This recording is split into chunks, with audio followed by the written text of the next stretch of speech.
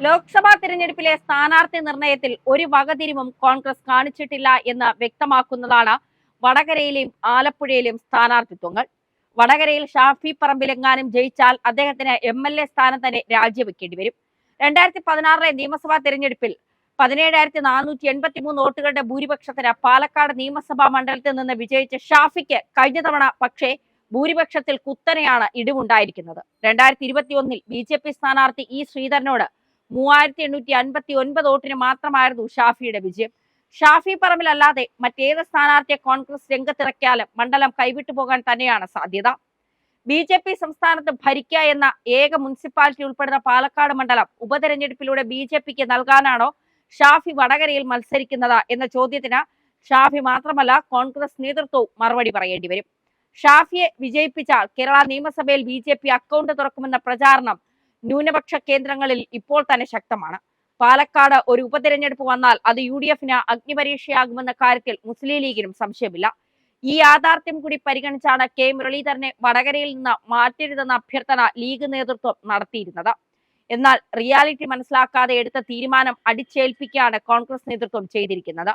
ഇക്കാര്യത്തിൽ സീറ്റ് നിർണയ ചർച്ചയിൽ പങ്കെടുത്ത പ്രതിപക്ഷ നേതാവ് VD സതീശനും K സുധാകരനും രമേശ് ചെന്നിത്തലയും മാത്രമല്ല സംഘടനാ ജനറൽ സെക്രട്ടറി KC വേണുഗോപാലും നിലവിൽ വിമർശനം നേരിടുന്നുണ്ട്. വടകരയ്ക്ക് സമാനമായ തെറ്റായ തീരുമാനമാണ് ആലപ്പുഴയുടെ കാര്യത്തിലും കോൺഗ്രസ് നേതൃത്വം സ്വീകരിച്ചിരിക്കുന്നത്. രാജ്യസഭയിൽ ഇനിയും വർഷങ്ങളുടെ കാലാവധി ബാക്കി നിൽക്കെ അതൊന്നും പരിഗണിക്കാതെയാണ് ആലപ്പുഴയിൽ മത്സരിക്കാൻ KC വേണുഗോപാൽ തീരുമാനിച്ചിരിക്കുന്നത്. രാജ്യസഭയിലെ സീറ്റ് പോവുകയാണെങ്കിൽ പോകട്ടെ എന്നതാണ് കോൺഗ്രസിന്റെ നിലപാട്. ഇതാകട്ടെ പൊതുസമൂഹത്തിന് നൽകുന്നത് തെറ്റായ സന്ദേശവുമാണ്. ലോക്സഭയിൽ വലിയ ഭൂരിപക്ഷമുള്ള BJP സഖ്യത്തിന് രാജ്യസഭയിലെ ഭൂരിപക്ഷത്തിന് 4 സീറ്റുകളുടെ കുറവ് മാത്രമാണുള്ളത്. KC വേണുഗോപാൽ ആലപ്പുഴയിൽ വിജയിച്ചാൽ അദ്ദേഹം രാജിവെക്കുന്ന രാജ്യസഭാ സീറ്റ് BJP ആണ് കൊണ്ടുപോവുക. രാജസ്ഥാനിൽ നിന്ന് KC രാജ്യസഭാ അംഗമായി തിരഞ്ഞെടുക്കപ്പെടുമ്പോൾ അവിടെ ഭരണത്തിലുണ്ടായിരുന്നത് കോൺഗ്രസ് ആയിരുന്നു. എന്നാൽ ഇപ്പോൾ സ്ഥിതി അതല്ല. ഇപ്പോൾ രാജസ്ഥാൻ ഭരിക്കുന്നത് BJP ആണ്. അവരുടെ സീറ്റ് നില വെച്ച് നോക്കുമ്പോൾ രാജ്യസഭയിലേക്ക് ഒഴിവ് വന്നാൽ വിജയിക്കാൻ പോകുന്നത് BJP സ്ഥാനാർത്ഥി തന്നെയാകും. വീണ്ടും മോദി സർക്കാർ അധികാരത്തിൽ വന്നാലും അവരുടെ രാഷ്ട്രീയ അജണ്ട പാർലമെന്റിൽ നടപ്പാക്കണമെങ്കിൽ രാജ്യസഭയും കനിയേണ്ടതുണ്ട്. ആ രാജ്യസഭയിലെ പ്രതിപക്ഷത്തിന്റെ കരുത്ത് ചോർത്തുന്ന നിലപാടാണ് ആലപ്പുഴയിലെ സ്ഥാനാർത്ഥി പ്രഖ്യാപനത്തിലൂടെ കോൺഗ്രസ് ഇപ്പോൾ നടത്തിയിരിക്കുന്നത്.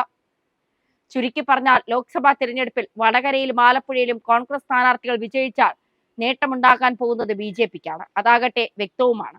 നിയമസഭയിലേക്കും രാജ്യസഭയിലേക്കും BJP പ്രതിനിധികളെ വിജയിപ്പിക്കാൻ ഷാഫിയെയും KCയെയും വിജയിപ്പിക്കേണ്ടതുണ്ടോ എന്ന ചോദ്യത്തിന് ഇനി മുസ്ലിം ലീഗിനും മറുപടി പറയേണ്ടി വരും. കരുണാകര പുത്രി കാവി അണിഞ്ഞതിന് പിന്നാലെ ഇടതുപക്ഷത്തിന് ലഭിച്ചിരിക്കുന്ന മൂർച്ചയേറിയ മറ്റൊരായുധമാണ് കോൺഗ്രസിന്റെ ഈ സ്ഥാനാർത്ഥി പ്രഖ്യാപനം. വടകരയിലും ആലപ്പുഴയിലും തൃശ്ശൂരിലും മാത്രമല്ല കേരളത്തിലെ 20 മണ്ഡലങ്ങളിലും UDFനെ പ്രതിരോധത്തിലാക്കുന്ന പ്രചരണ തന്ത്രമാണിത്.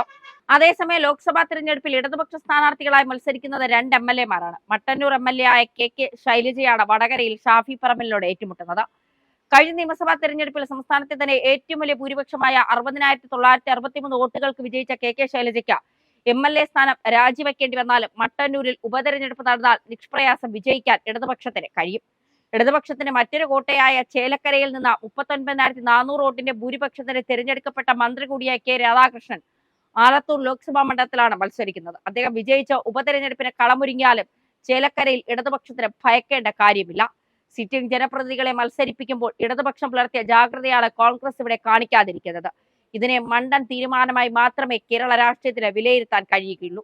വടകരയിലും ആലപ്പുഴയിലും വിജയിക്കാൻ പോകില്ല എന്ന ഉറച്ച ബോധ്യം കോൺഗ്രസിനെ നയിച്ചാലും ഇത്തരമൊരു തീരുമാനം അവർ കൈക്കൊള്ളാൻ സാധ്യതയുണ്ട്. കേവലം ഒരു മത്സരം എന്നതിലുപരി യാതൊരു വിജയപ്രതീക്ഷയും കോൺഗ്രസിന് മണ്ഡലങ്ങളിൽ ഇല്ല എങ്കിൽ അതൊരു വല്ലാത്ത ഗതികേട് തന്നെയാണ്. എന്തായാലും കോൺഗ്രസ് പെട്ടിരിക്കുന്നത് വലിയൊരു ചതിക്കുഴിയിൽ തന്നെയാണെന്ന് പറയാതെ വയ്യ.